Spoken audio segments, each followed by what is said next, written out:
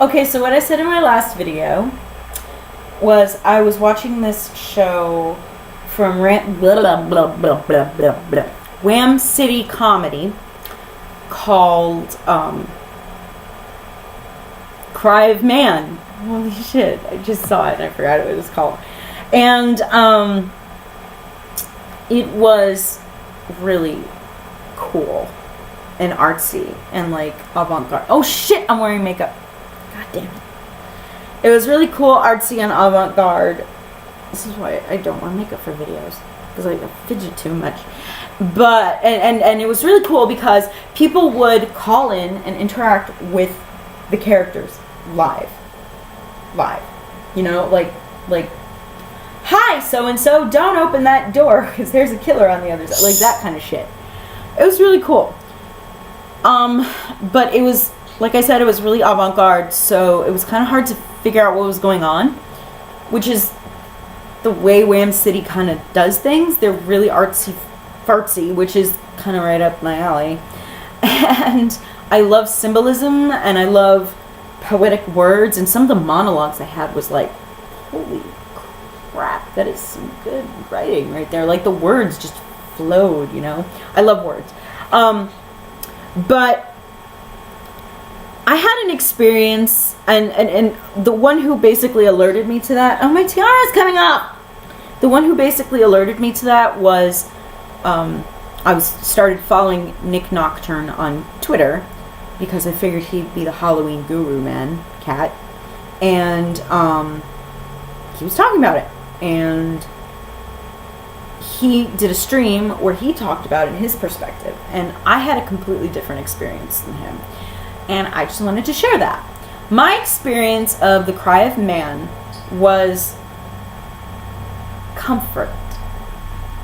If it makes any sense. Okay, let me explain. Okay, when I was a little kid, my grandmama used to watch the novelas. Novelas are soap operas for Spanish people.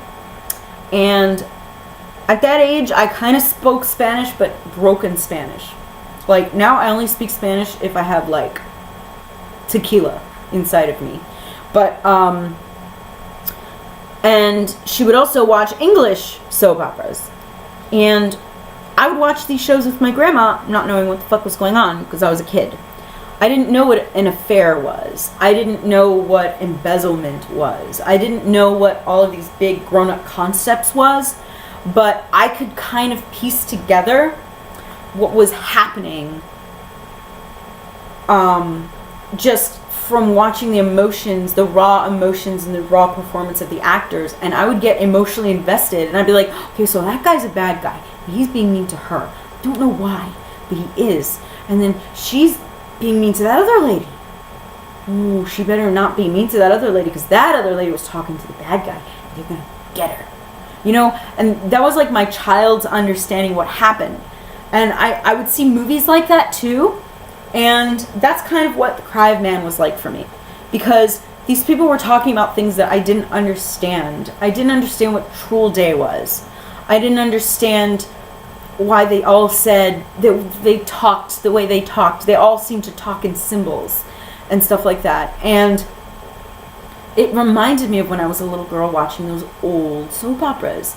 And I got emotionally invested. You know? I mean, I think it was like after episode 3 or episode 4. I don't know what it was. And I felt so stupid because I was watching it. And I actually started crying. And I didn't know why. Oh yeah, it was because they got the red letter. I didn't even know what the red letter was. But they got it. And they were all so sad. And it was the guy, Alan Resnick, who plays, what's his character's name? The artist one.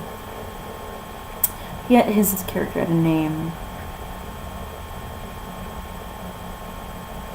Bouncy Boy. Him.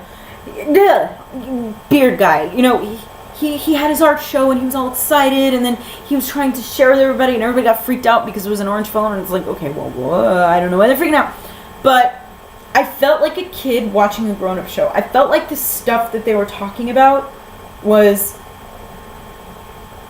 grown-up. And I was a little kid, and I could just enjoy it without actually having to have a set story. So what I gathered was, yeah, there was a company, and this mean lady was teaming up with this mean guy, but the mean lady and the mean guy weren't as mean as this other guy with orange teeth, and they were going to ruin the company.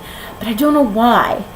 But they were just mean, but then they were both sad, so I felt bad for them, but then I felt, like, oh, they're doing bad stuff. Like, I literally became 5 years old again, watching Days of Our Lives, or